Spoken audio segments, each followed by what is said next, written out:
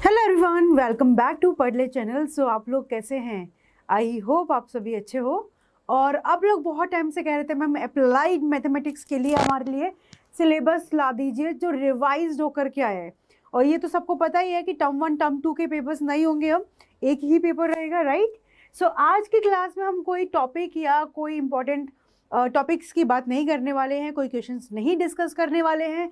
Simply हम लोग बात करेंगे कि आपका 2022 से 23 के अंदर क्या सिलेबस है। ठीक है, सारा का सारा टॉपिक्स आपको पता चल जाएंगे, क्या क्या टॉपिक्स हैं और क्या क्या अपना सिलेबस है। ओके, सो सबसे पहले यहाँ पर देखो, नंबर ऑफ पेपर अपने 1 रहेगा, मतलब अभी तक टर्म 2 टर्म 1 का कल्चर आ गया था, लेकिन अगेन फिर से हमारे पास टर्म 1 टर्म 2 जैसा कोई कल्चर नहीं है, एक पेपर रहेगा अपना। टोटल नंबर ऑफ पीरियड्स वो उन्होंने अपने अकॉर्डिंग लिखा हुआ है, ठीक है। ओके, यूनिट्स की बात करें तो हमारे पास टोटल 8 यूनिट्स देखने को मिल रही है। First, second, third, fourth, fifth, sixth, seventh and eighth, total 8 unit अपने पास हैं, ठीक है।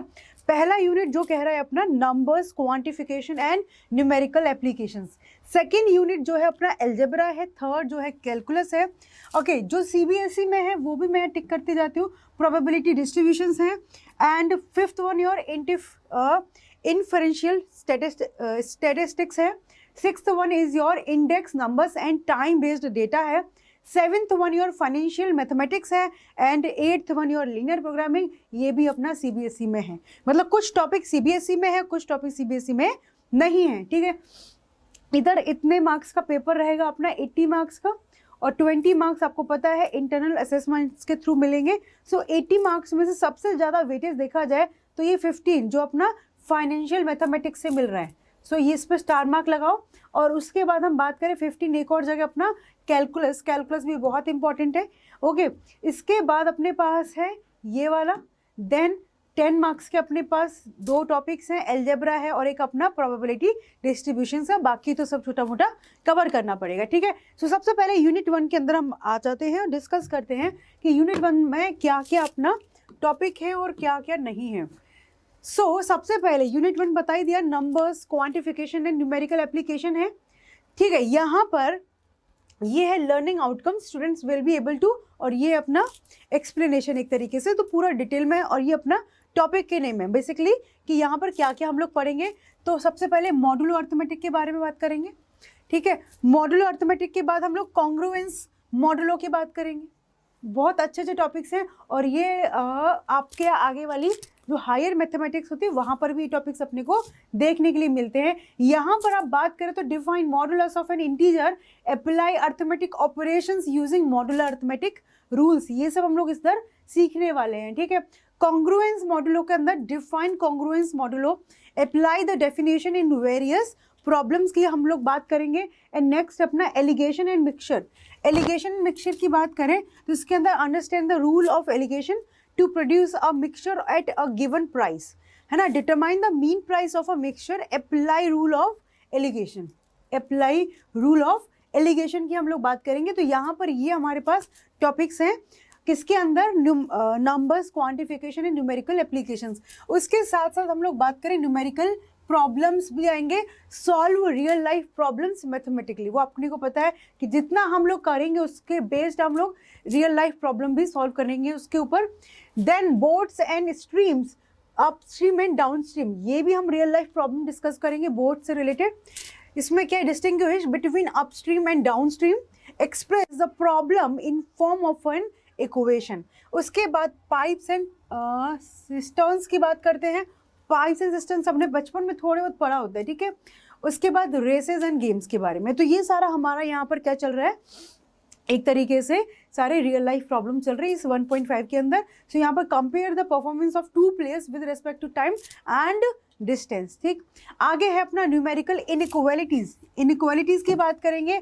Describe the basic concepts of numerical inequalities, understand and right numerical inequality. इसके अंदर हम लोग इनइक्वालिटीज को डिस्कस करने वाले हैं।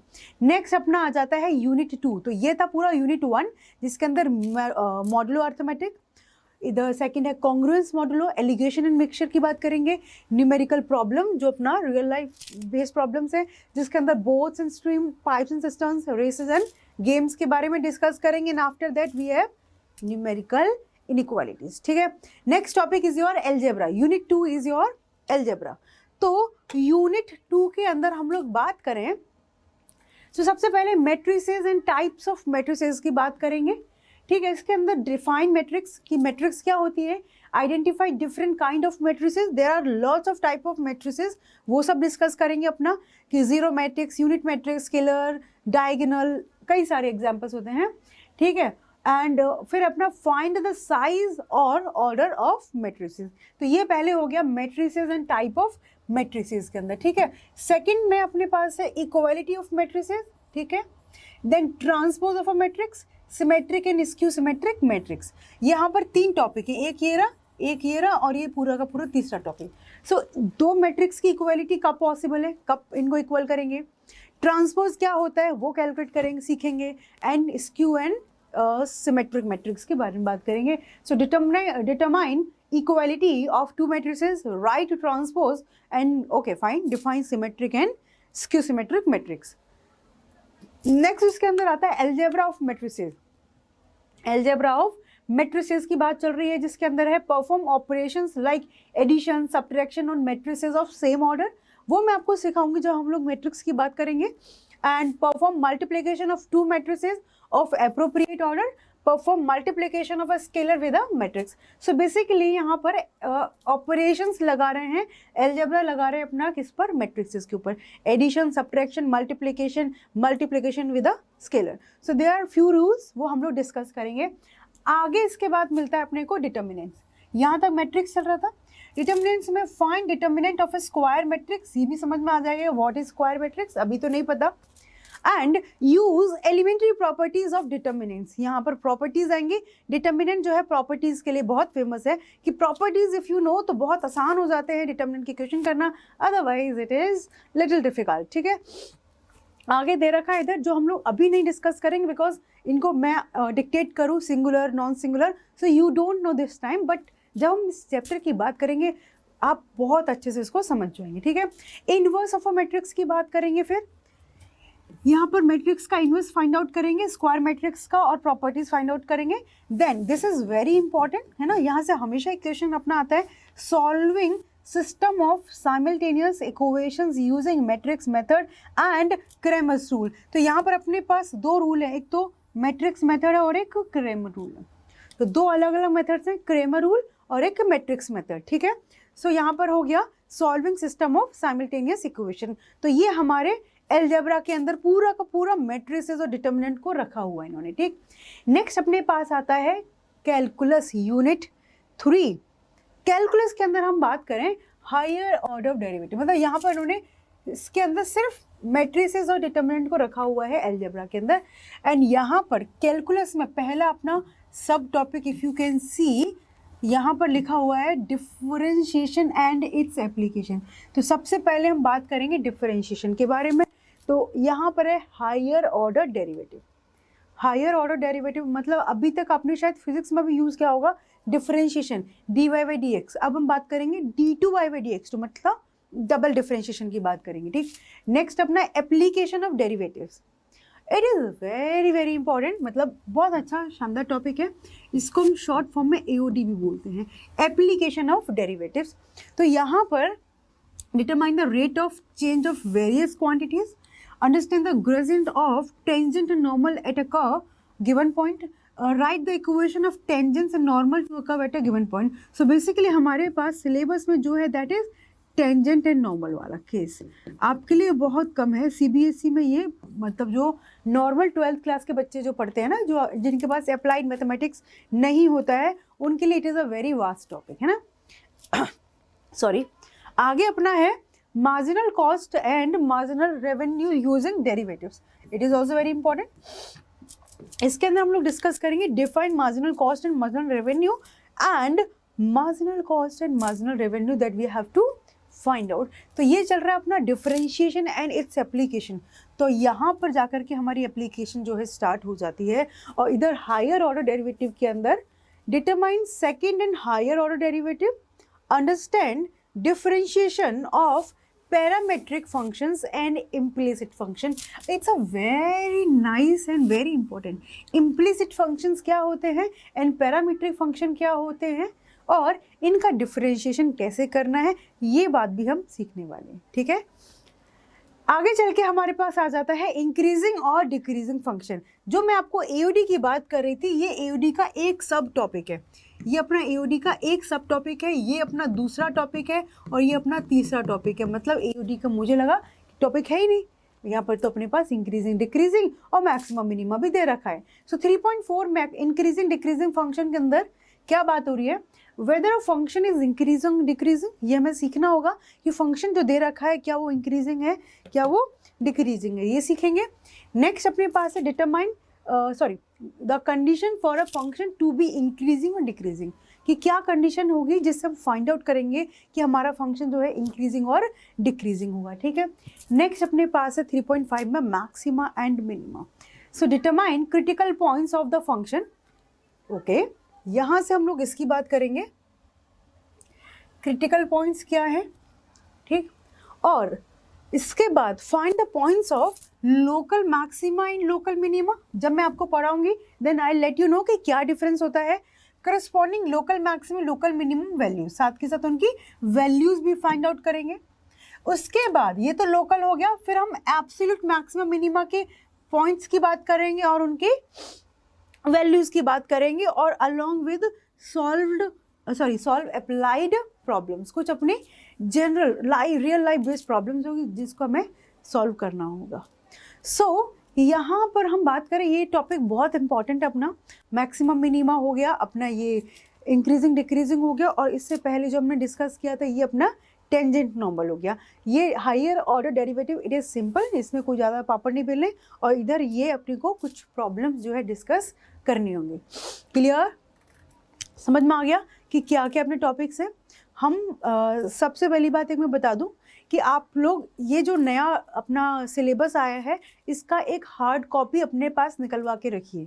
सॉफ्ट कॉपी सबके पास होती है, बट मेरा मोटिव क्या है कि जब आपका सपोज करो एक आपका कैलकुलस चैप्टर स्टार्ट होता है, 3rd यूनिट स्टार्ट होती है, ठीक है, तो आपको पता होगा कि ये हमारे सिलेबस में है ना, सिलेबस में है। तो जब टीचर आपको पढ़ाते हैं, हो सकता है गलती से उन्होंने ही सिलेबस ना देखा हो, राइट, या वो गलती से कोई टॉपिक छोड़ करके आगे बढ़ जाए, तो आप जब अपना इसको करना स्टार्ट करेंगे, चैप्टर को कवर करना स्टार्ट करेंगे, सो जो जो टॉपिक्स आपके होते जाएंगे आप उनको अंडरलाइन करते जाएंगे कि yes it has done, it has done, it has done. So in the end of the day जब आपके यूनिट खत्म होने को आएगा तो आपको पता चलेगा कि कौन सा टॉपिक रह गया या कौन सा टॉपिक आपने पढ़ा ही नहीं है, तो आपको एक आइडिया रहेगा। क्योंकि बहुत सारे बच्चों की मैंने प्रॉब्लम्स देखी है, जब वो एग्जाम हॉल में जाते हैं ना, जैसे इसकी बात करें, वो इसको नहीं पढ़ेंगे, है ना, सपोज करो, उनको पता ही नहीं है, फिर कहेंगे अरे मैम एक ऐसा क्वेश्चन आया जो हमारे सिलेबस में नहीं था, फिर उनको बताया जाता है भाई कौन सा क्वेश्चन, बोले ओ ये तो सिलेबस में, फिर कहें ओ हमने सिलेबस ही नहीं देखा था। तो सबसे पहले अपने पास एक हार्ड कॉपी निकलवाइए सिलेबस की, और जिस टाइम पे जो आपका यूनिट स्टार्ट हुआ है उसमें टिक मार्क करते जाइए कि ओके इट हैज़ डन, ये कंप्लीट, ये करना बाकी है, हो जाए तो वेल एंड गुड, नहीं होता तो अपने टीचर को रिमाइंड करा दीजिए कि सर मैम ये अपना टॉपिक रहता है, प्लीज़ डू इट, है ना। तो ये आपके लिए अवेयरनेस होना ज़रूरी है। नेक्स्ट अपने पास है इंटीग्रेशन एंड इट्स एप्लीकेशन। ये अभी हमारा कैलकुलस 3rd यूनिट में ही चल रहा है, बताया था ना 3rd यूनिट सबसे बड़ी यूनिट थी, तो ये इसके अंदर अपने पास क्या आ चुका है, इंटीग्रेशन एंड इट्स एप्लीकेशन। तो अभी तक हमने कैलकुलस में 2 पार्ट्स होते हैं कैलकुलस के, एक डिफरेंशियल और एक इंटीग्रल। तो ये जो कैलकुलस का पार्ट था ये डिफरेंशियल कैलकुलेशन है, इसलिए इसमें क्या लिख रखा है, डिफरेंशिएशन एंड इट्स एप्लीकेशन। और ये हमारा इंटीग्रल अपना कैलकुलस है, इसके अंदर इंटीग्रेशन होता है और उसकी एप्लीकेशन है। तो सबसे पहले चलता है इंटीग्रेशन, ठीक है, सबसे पहले अपने पास आता है इंटीग्रेशन। तो इंटीग्रेशन में है understand and determine indefinite integrals of simple functions as anti derivative. वो मैं आपको सिखा दूंगी जब हम बात करेंगे व्हाट इज इंटीग्रेशन, इसको एंटी डेरिवेटिव भी बोला जाता है। नेक्स्ट अपने पास से indefinite integration as family of curves. 2 type के इंटीग्रेशन मिलेंगे आपको, इंडेफिनिट और डेफिनिट, है ना, 2 टाइप के इंटीग्रेशन मिलेंगे, indefinite integration and definite integration. तो यहाँ पर कह रहा है indefinite integral as family of curves. So evaluate indefinite integrals of simple algebraic functions by method of ये 3 मेथड सबसे ज़्यादा, मतलब सबसे क्या, यही 3 मेथड है अपने पास। और substitution, partial fraction and by parts. एक इनडेफिनिट इंटीग्रेशन को सॉल्व करने के लिए हमारे पास 3 मेथड होते हैं, तीनों की तीनों मेथड अपने सिलेबस में है, substitution, integration by parts and partial fraction, ठीक है। उसके बाद अपने पास यहाँ पर आ जाता है definite integrals as the area under curve, okay. तो ये इसकी एप्लीकेशन है, area under curve basically it is nothing area, so ये इसकी एक एप्लीकेशन है एरिया। तो लिख रखा है define definite integral as area under the curve, कि क्या किस तरीके से एरिया अंडर कर्व जो है डेफिनेट इंटीग्रेशन से प्रेजेंट होता है। Understand fundamental theorem of integral calculus and apply it to evaluate the definite integral. मतलब ये एक तरीके से हमें देखना होगा कि किस तरीके से ये जो है अपना थ्योरम है। Apply properties of definite integration to solve the problem. यहाँ पर अपने पास डेफिनेट इंटीग्रेशन में बहुत सारी प्रॉपर्टीज आती हैं, तो हम लोगों को वो सारी प्रॉपर्टीज डेफिनेट इंटीग्रेशन की सीखनी होगी, ठीक है। नाउ नेक्स्ट अपना आता है एप्लीकेशन ऑफ इंटीग्रेशन। इसके अंदर क्या आ जाएगा, एप्लीकेशन ऑफ इंटीग्रेशन। सो यहाँ पर लिख रखा है identify the region representing CS and PS graphically, okay. And इसके बाद दे रखा है अपने को क्या, apply the definite integral to find consumer surplus producer surplus. Basically this is your consumer surplus and this is your producer surplus. तो consumer surplus plus producer surplus, ठीक है। सो ये हमारे एप्लीकेशन ऑफ इंटीग्रेशन के अंदर आ जाता है। सो इधर फिर से वही अपने पास ये 2 टर्म्स आ गई हैं, consumer surplus and producer surplus के बारे में, तो ये हमें सीखना होगा, ठीक है, ओके। एंड उसके बाद अपने के पास आता है डिफरेंशियल इक्वेशन एंड मॉडलिंग। ये वो मॉडलिंग नहीं जो आप सोच रहे हो, डिफरेंशियल इक्वेशन की बेसिकली बात हो रही है। तो इसके अंदर ये भी एक तरीके से इंटीग्रेशन का प्रॉपर्टी है। रिकॉग्नाइज द डिफरेंशियल इक्वेशन, की पहचानो कि कौन सी डिफरेंशियल इक्वेशन है कौन सी नहीं है। Find the order and degree, ये 2 टर्म्स है जो हम जब डिफरेंशियल इक्वेशन की बात करेंगे तब सीखेंगे कि क्या इनका ऑर्डर, क्या इनकी डिग्री होती है, तो वो हमें पहचानना आना होगा, पता करना होगा। नेक्स्ट अपने पास formulating and solving differential equation. क्या करेंगे, हमारे पास कोई नॉर्मल इक्वेशन होगी, कोई फंक्शन दिया होगा, कोई कर्व दिया होगा, उसकी डिफरेंशियल इक्वेशन बनानी होगी और हमें उसको गिवन डिफरेंशियल इक्वेशन को भी सॉल्व करना होगा। सो यहाँ पर पहला टॉपिक है फॉर्मुलेट डिफरेंशियल इक्वेशन, उसके बाद है verify the solution of differential equation, solve simple differential equation. हमें अपनी जितनी भी डिफरेंशियल इक्वेशन दे रखी होंगी उनको भी सॉल्व करना सीखना होगा। कई सारे मेथड्स होते हैं, I will explain at that time. उसके बाद एप्लीकेशन ऑफ डिफरेंशियल इक्वेशन, इसकी भी एप्लीकेशन है, क्या है, define growth and decay model, है ना, ये है अपना मॉडलिंग से समझ में आ रहा है ना। कोई भी हम अपना प्रोजेक्ट बना रहे हैं उसका पहले मॉडल बनाते हैं, so this is the modelling. So define growth and decay model, apply the differential equation two solve growth and decay models. ये डिफरेंशियल इक्वेशन रियल लाइफ में बहुत ज़्यादा इंपॉर्टेंट होती है जब आप हायर मैथमेटिक्स की बात करते हैं। सो बेसिकली डिफरेंशियल इक्वेशन से ही हम अपना ग्राफ को पता करते हैं कि जैसे मार्केट में बात करें कि किस चीज़ के जो है वैल्यू बढ़ रही है, किस चीज़ की वैल्यू घट रही है, ग्रोथ, डिके, ये सब हम लोग डिफरेंशियल इक्वेशन से ही पता करते हैं। सो ये था हमारा डिफरेंशियल इक्वेशन। सो बहुत आराम से देख लो कि कैलकुलस के अंदर टोटल 3.12 लिखा हुआ है। सो 12 मेजर टॉपिक्स हैं, मतलब इसके अंदर हमने डिफरेंशियल कैलकुलस कवर किया, इंटीग्रल कैलकुलस, उसकी एप्लीकेशन, और डिफरेंशियल इक्वेशन एंड मॉडलिंग की हम लोग बात कर रहे हैं।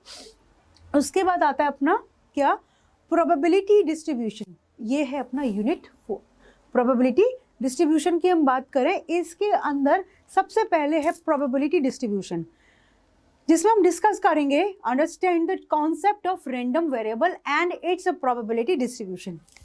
ये प्रोबेबिलिटी डिस्ट्रीब्यूशन टॉपिक के अंदर सबसे पहले रैंडम वेरिएबल और प्रोबेबिलिटी डिस्ट्रीब्यूशंस की बात करेंगे। After that find probability distribution of discrete random variable, find probability distribution of discrete random variable, ठीक है, इज इट क्लियर। उसके बाद नेक्स्ट अपना मैथमेटिकल एक्सपेक्टेशन, तो यहाँ पर apply arithmetic mean to of frequency distribution to find the expected value of a random variable, ये भी हमारे रियल लाइफ में बड़ा यूज में आता है। तो बेसिकली हमें अभी नहीं समझ में आएगा किस वे में यूज में आएगा, बट ये बहुत इंपॉर्टेंट है।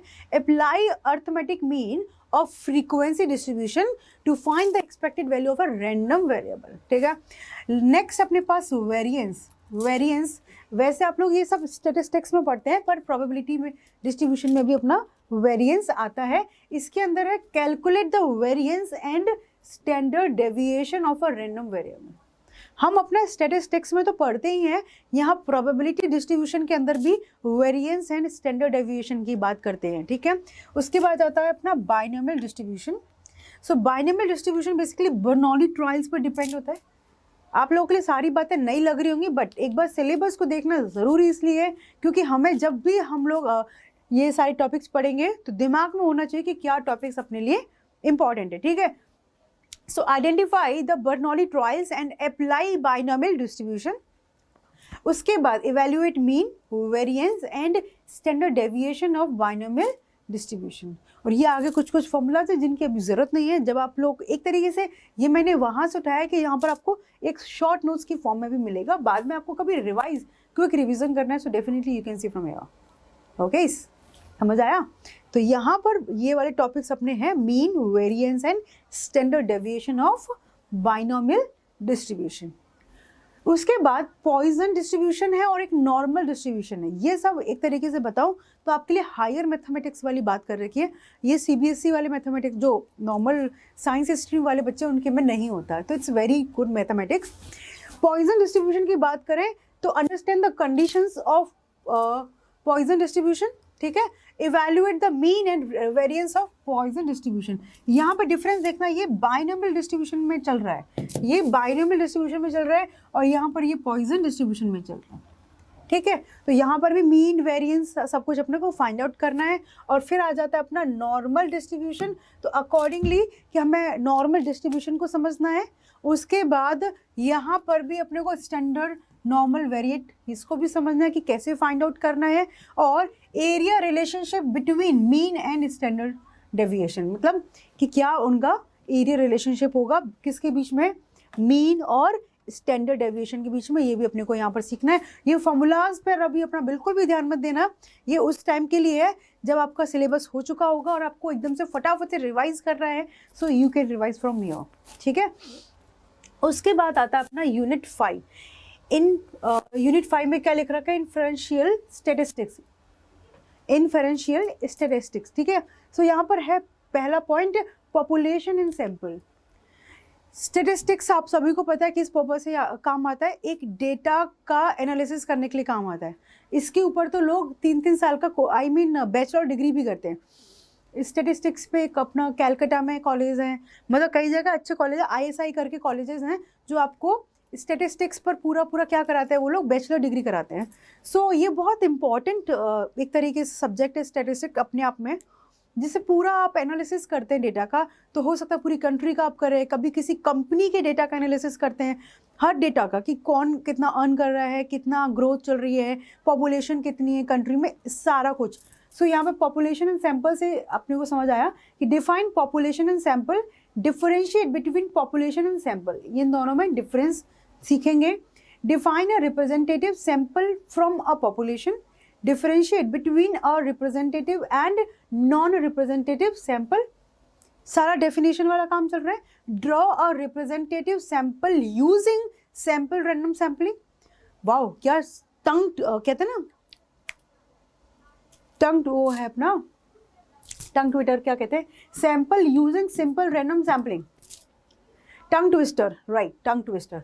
ओके, उसके बाद है draw a representative sample using and systematic random sampling. तो भाई ये टॉपिक लिखना बहुत ज़रूरी है, लिखना इन द सेंस अपने हाथ से मत लिखने बैठ जाना, इसका हार्ड कॉपी निकलवाइए, अपने पास रखो इसका कॉपी निकलवा करके, और जब भी आप टॉपिक पढ़ो तो हाँ जी ये बिल्कुल हो चुका है, मतलब एग्जैक्ट जो लिखा है वो कवर होना चाहिए, क्योंकि अपने पास जो पेपर आता है उसमें कब कौन सा टॉपिक उठ करके आ जाए, you never know.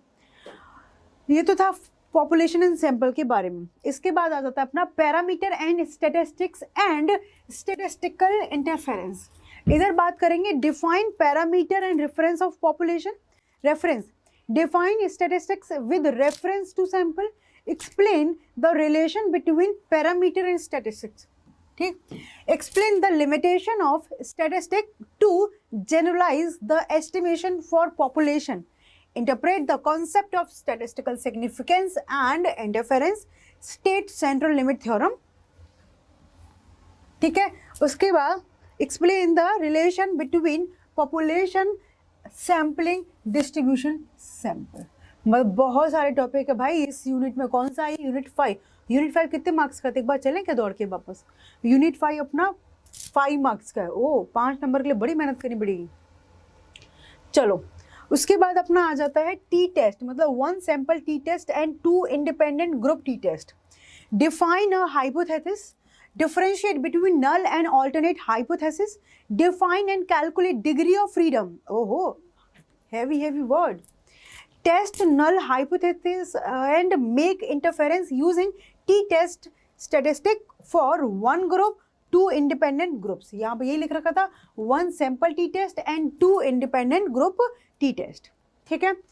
And 6th unit जो है अपने पास that is your index number and the based data. अब आपको यहाँ पे दिख रहा हो कि मैम 6.4 से स्टार्ट किया है, 6.3 से पहले की कहानी कहाँ चली गई, तो समझ लो कि वो वहाँ से आगे की कहानी सारी उन्होंने उड़ा दी है, मतलब ये सारा सिलेबस डिलीट हो गया। तो यहाँ पर स्टार्ट हो रहा है टाइम सीरीज। इसके अंदर हम बात करेंगे identify time series as chronological data, ठीक है। इसके बाद कंपोनेंट्स ऑफ टाइम सीरीज, इसके अंदर distinguish between different components of time series. उसके बाद है time series analysis for univariate data, univariate data होना चाहिए। देखिए so solve practical problem based on statistical data and interpret the result, ठीक है। उसके बाद अपना है सेक्युलर ट्रेंड, जिसके अंदर अंडरस्टैंड लॉन्ग टर्म टेंडेंसी और मेथड्स ऑफ मेजरिंग ट्रेंड। इसके अंदर demonstrate the techniques of finding trend by different methods. It's very important, ठीक है। Now unit 7, this is your financial mathematics. ये तो बहुत इंटरेस्टिंग लगता होगा ना। सबसे पहला है परपेचुइटी सिंकिंग फंड्स। इसके अंदर explain the concept of perpetuity and sinking fund. Okay, next है calculate perpetuity, differentiate between sinking fund and saving account. Sinking fund और सेविंग अकाउंट इन दोनों में क्या डिफरेंस है ये हमने को पढ़ना है। नेक्स्ट है कैलकुलेशन ऑफ ईएमआई। आजकल ईएमआई का जमाना चल रहा है, ईएमआई के बारे में कितने लोगों को नहीं पता होता है, ठीक है। So explain the concept of EMI. आप लोग पढ़ करके अपने पेरेंट्स को इसके बारे में अवेयर कर सकते हैं। Calculate EMI using various methods, ठीक है।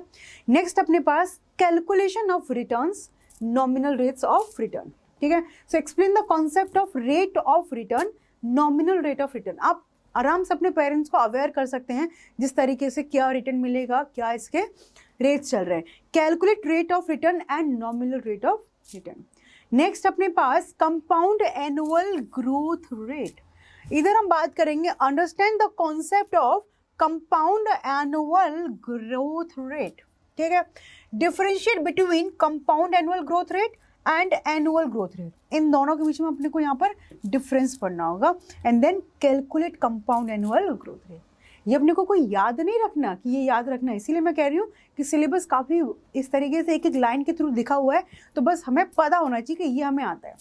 उसके बाद अपने पास linear method of depreciation, linear method of depreciation. इसके अंदर define the concept of linear method of depreciation.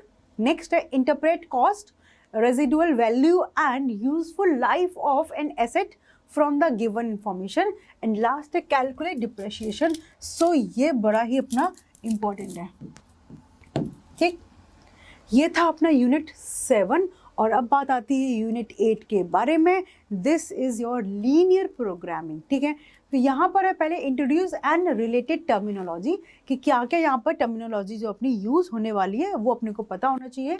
सो पहले है familiarise with term related to linear programming problem. Basically क्या क्या टर्म्स आएंगी जैसे वहाँ पे लिखी हुई है, जैसे अपना decision variable, constant, objective function, optimisation, non negative condition, मतलब सारी टर्म्स जो है वी शुड नो। उसके बाद अपने पास आ जाता है mathematical formulation of linear programming formula. Linear programming problem, इसको हम शॉर्ट फॉर्म में ना LPP के नाम से भी जानते हैं। सो फॉर्मुलेट लीनियर प्रोग्रामिंग प्रॉब्लम, कि पहले हम बनाएंगे किस तरीके से इनको मैथमेटिकली कन्वर्ट कर पाएंगे। नेक्स्ट अपने पास different type of linear programming problem, identify, पहले पहचानना है कि कौन सा टाइप है, and formulate different types of LPP linear programming problem, ठीक है। नेक्स्ट अपने पास graphical method of solution for problems in 2 variables, it's very important. Simple भी होता है, ये पार्ट सिंपल होता है। सो बेसिकली 2 वेरिएबल्स में आएंगे, उनको ग्राफिकल मेथड से कैसे सॉल्व करना है। Draw the graph for a system of linear inequalities, linear inequalities given होंगे involving 2 variables and to find its solution graphically, है ना। सिंपल है और इंपॉर्टेंट है। नेक्स्ट अपने पास आता है फिजिबल एंड इनफिजिबल रीजंस। इधर होता है कि पहले पहचानना है कि कौन सा feasible, infeasible, bounded, unbounded reasons है, फिर हम सीखेंगे इनका काम करना।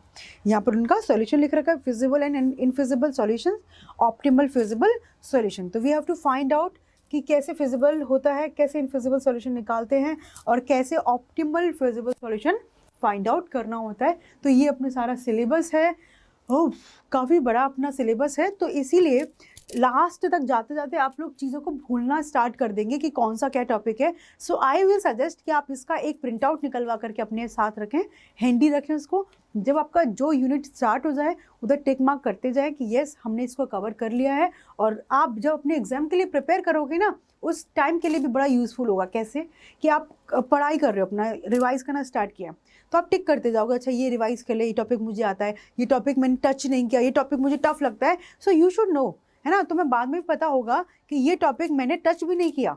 तो इस चीज़ के लिए ये बड़ा यूज़फुल है कि आप पूरा ट्रैक रख पाएंगे, और not for only mathematics, for all the subjects. तो आप थोड़ा सा एफर्ट डालने लगेंगे ना, hardly it will take 10 minutes, है ना। मुझे लगता है 10 मिनट में मैंने ज़्यादा ही बोल दिया, बहुत कम टाइम है। बात है सिर्फ एक हैबिट की, और हैबिट के बारे में आपको पता है कि आप कॉन्टिन्यूसली 10 दिन 15 दिन याद रख के कोई काम करेंगे, आपको एक तरीके से हैबिट लग जाती है। आइडियली कहते हैं 21 डेज में हैबिट लगती है, बट ये उतनी टाइप की हैबिट नहीं है। थोड़ा सा याद रखेंगे, टाइमर लगाएंगे या फिर बेसिकली अलार्म लगाएंगे, तो पता हो जाएगा अच्छा इस टाइम पे ये काम करना है। बस जब भी आपको लगे बोरियत हो रही है, चलो वो काम फिनिश किया जाए। बहुत आसान है इसको काम खत्म करना, ठीक है। सो आज की क्लास में मैंने पहले बोला था हम कोई टॉपिक या हम कोई क्वेश्चन सॉल्व नहीं करने वाले हैं। सिंपली हम अप्लाइड मैथमेटिक्स के बारे में थोड़ी सी बात करने वाले थे कि क्या क्या सिलेबस में है इस साल के लिए, वो हमने एक बार देख लिया, क्योंकि बहुत सारे बच्चे डिमांड कर रहे थे। तो बस अब आपकी क्लासेस इसी तरीके से अच्छे से चलती रहेंगी, और आप लोग भी अच्छे से स्टडी करते रहें, ठीक है। ओके, मिलते हैं नेक्स्ट क्लास में, बाय बाय।